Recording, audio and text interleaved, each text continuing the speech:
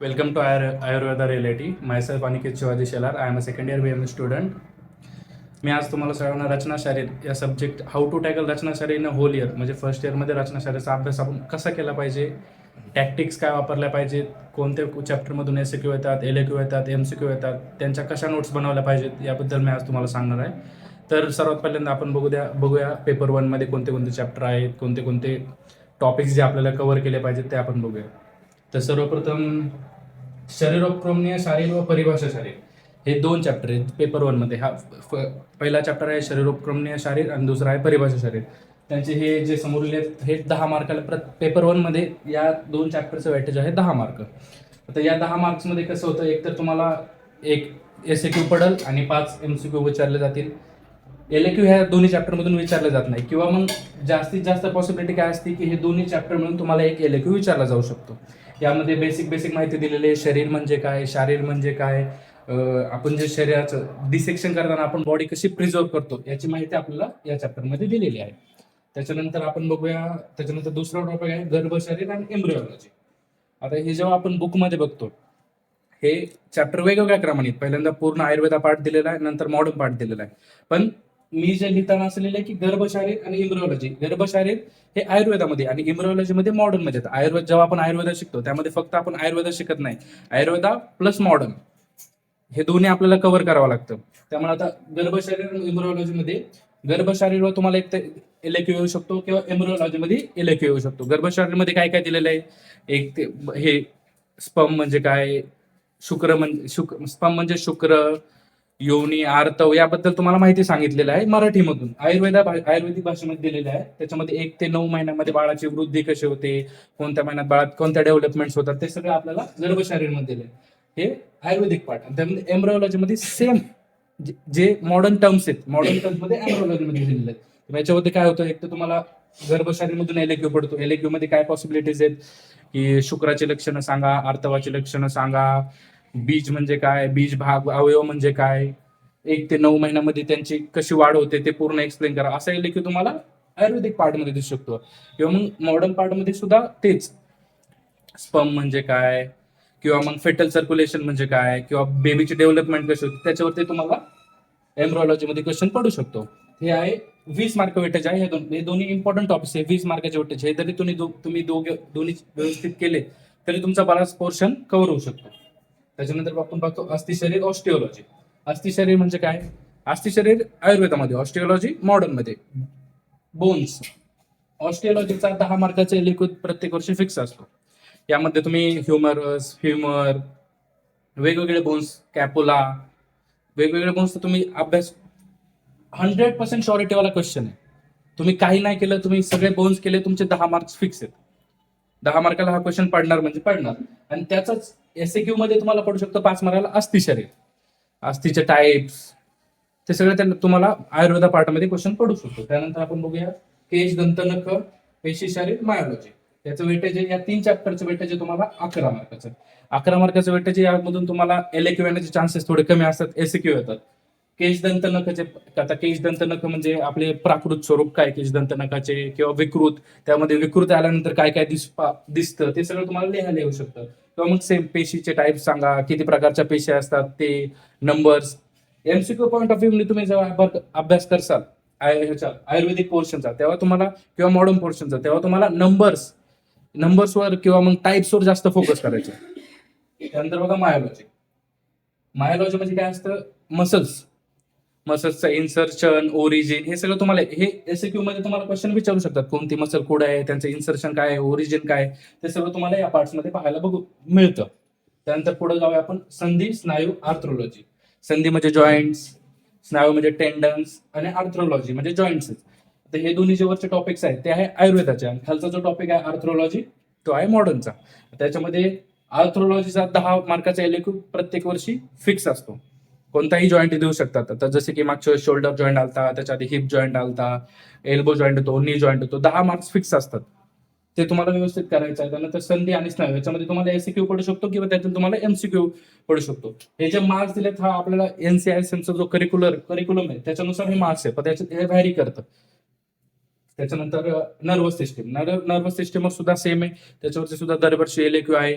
सेरेबेलमवर येतो, स्पायनल कॉर्डवर येतो. Spinal cord important आहे. सेरेबेलम, सेरेब्रम याच्यावरती दरवर्षी नर्वस सिस्टीमवर एक एलएक्यू आणि 3-4 एमसीक्यू हे फिक्स असतात. फिक्स दर.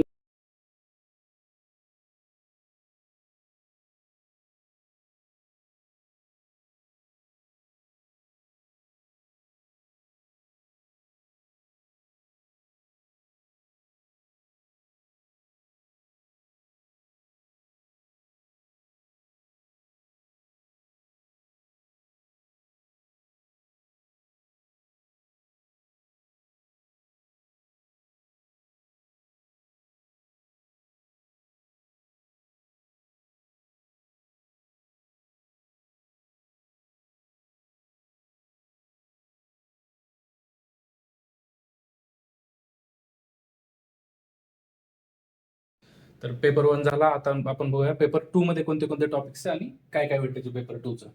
तर पेपर 2 मध्ये आहे कोष्ट एवं आशय शरीर आणि डायजेस्ट सिस्टीम.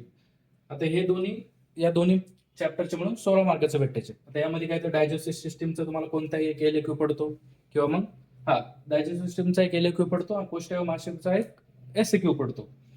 डायजेस्टिव्ह सिस्टीम मध्ये स्टमक आहे, इसोफेगस आहे, टीथ आहे, माउथ आहे. या सगळ्यांचे तुम्हाला फंक्शन्स विचारतात, क्लिनिकल ऍस्पेक्ट काय काय ते सगळे 10 मार्काला एक एलएक्यू तुम्हाला पडतो. जेव्हा आपण एलएक्यू लिहितो तेव्हा एलएक्यू मध्ये कोणत्या ऑर्गनचा एलएक्यू लिहिताना आपण क्लिनिकल ऍस्पेक्ट लिहायचं विचारायचं नाही. त्यानंतर आपण बघूया प्रमाण शरीर आणि मर्म शरीर. मर्म शरीरचा सुद्धा आयुर्वेदाचा 10 मार्काचा एलएक्यू हा दरवर्षी फिक्स असतो. एक तर 10 मार्काचा एलएक्यू पडेल किंवा 2 एसक्यू पडेल किंवा मग एक एलएक्यू आणि एक एसक्यू तुम्हाला मर्म शरीरमधून पाहायला मिळू शकतो.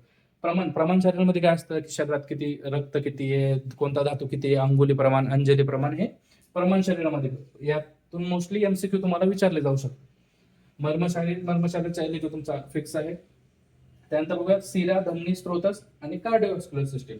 शिरा, धमनी, स्त्रोतस हे तुमचे आयुर्वेदाचे पार्ट आहे आणि कार्डिओव्हास्क्युलर सिस्टम हे तुमचा मॉडर्नचा पार्ट आहे. शिरा, धमनी, स्त्रोतसवर तुम्हाला एकतर एसएक्यू दिसतील किंवा मग या वर्षीच्या पेपरमध्ये शिरा व धमनी हे दोन्ही कंबाईन मिळून एक एलएक्यू फॉर्म केला होता आणि तो पेपरमध्ये टाकला होता. त्यानंतर कार्डिओव्हास्क्युलर सिस्टीम मध्ये तुम्हाला पाहायला मिळू शकतं हार्ट, पेरिकार्डियम किंवा मग वेगवेगळे ब्लड सप्लायज. ते तुम्हाला कार्डिओव्हास्क्युलर सिस्टीम मध्ये एक 10 मार्काचे एलएक्यू ते तुम्हाला देते. त्यातलं इम्पॉर्टंट काय असतं, लंग्स आणि पेरिकार्डियम. लंग्स मध्ये सुद्धा काय असतं की 4 जे 2 व्हेंट्रिकल आणि 2 ऍट्रियम असतात त्यावरती फॉर्म करून तुम्हाला एलएक्यू विचारला जातो. पूर्ण हार्ट असा मोस्टली तरी विचारत नाही. व्हेंट्रिक्युलर किंवा ऍट्रियमवर तुम्हाला एलएक्यू मिळतो. त्यानंतर रेस्पिरेटरी सिस्टीम. आता रेस्पिरेटरी सिस्टीमवर 10 मार्काचा एलएक्यू किंवा मग 2 एसक्यू पडू शकतात किंवा मग एक एसक्यू आणि एमसीक्यू तुम्हाला विचारतात. रेस्पिरेटरी सिस्टीम मध्ये काय आहे, लंग्स आहेत, प्लुरा आहे, मेडिस्टिनम आहे, डायफ्राम आहे, हे तुम्हाला रेस्पिरेटरी सिस्टीम मध्ये पाहायला मिळतात. त्यानंतर युरिनरी सिस्टीमचं वेटेज सुद्धा 10 मार्काचं आहे. युरिनरी सिस्टीम मध्ये युरेथ्रा आहे, युरिनरी ब्लॅडर आहे, ते सगळं तुम्हाला क्वेश्चन तिथे पाहायला मिळतात. त्यानंतर रिप्रोडक्टिव्ह पार्ट. आता रिप्रोडक्टिव्ह मध्ये तुम्हाला एसक्यू पडतो, एक तर मेल रिप्रोडक्टिव्ह पार्ट किंवा female reproductive part. Male reproductive पार्टचं असतं की ठीक आहे, पेनिस विचारतील, टेस्टिस विचारतील. जेव्हा आम्ही पेपर दिला तेव्हा आम्हाला टेस्टिसवर क्वेश्चन आला, एक एसक्यू आणि एक एमसीक्यू विचारला होता. त्यानंतर कला, इंद्रिय, त्वचा आणि सेन्सरी ऑर्गन्स. सेन्सरी ऑर्गन्सचा दरवर्षीचा एक एलएक्यू फिक्स असतो. सेन्सरी ऑर्गन्स मध्ये काय, आपले जे 5 पंचज्ञानेंद्रिय आहेत तेवढे ते सेन्सरी ऑर्गन्स मध्ये आहे. स्किन येते, आय येते, इयर येते, नोज येते, टंग येते, हे सगळं सेन्सरी ऑर्गन्स मध्ये तो फिक्स दरवर्षी ते मोस्टली त्यामध्ये सुद्धा मोस्टली करून आय विचारली जाते किंवा मग नोज विचारली जाते किंवा मग मिडल इयर सांगा. इयरवर पण दरवर्षी क्वेश्चन असतो. त्यानंतर सप्तकला, सुप्त त्वचा. आता तुमचा संस्कृतमध्ये सुद्धा तुम्हाला हा पार्ट पाहायला भेटेल, कला आणि त्वचा. तर हे 20 मार्काचं वेटेज असतं. तर हा झाला पूर्ण आपला पेपर 2. आता तुम्ही नवीन आहेत, तुम्हाला हे सर्व लगेचच्या लगेच समजत नाही. फर्स्ट इयर मध्ये बॅक राहणारे 2च सब्जेक्ट सर्वात जास्त जण बॅक राहतात. एक तर राहतो रचनाशास्त्र किंवा मग संस्कृत.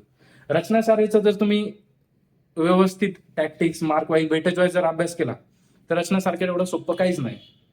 पण तुम्ही जर एक्स्ट्राच ज्या गोष्टींची तुम्हाला फक्त पास व्हायचं असेल तर वेटेज वाईज अभ्यास करा. नॉलेज, आता तुम्हाला जे मायोलॉजी आहे, ऑस्टिओलॉजी आहे, हे तुम्हाला 3rd इयरला पण याचा फायदा होतो की जेव्हा तुम्ही 3rd इयरला असाल, सर्जरी सारखी प्रॅक्टिस करसाल, मसलचं ओरिजिन, इन्सर्शन हे सगळं तुम्हाला लक्षात असलं पाहिजे. त्याशिवाय तुम्हाला 3rd इयरला काहीच समजत नाही. त्यामुळे मायोलॉजी, ऑस्टिओलॉजी, आर्थ्रोलॉजी जे मॉडर्न टर्म्स आहेत, मॉडर्न टर्म्सचा तुम्ही जास्त डीप अभ्यास केलेला चांगला राहील. रेस्पिरेटरी सिस्टम, परत युरिनरी सिस्टम, रिप्रोडक्टिव्ह सिस्टम, हे आपल्याला फक्त एक एक नाव दिसतं. पण जेव्हा तुम्ही पुस्तक उघडसाल त्यामध्ये तुम्हाला खूप सारे टॉपिक्स दिसतील. त्यामध्ये सुद्धा जेव्हा तुम्ही अभ्यास करसाल तेव्हा कोणते टॉपिक जास्त करून विचारले गेलेले आहेत.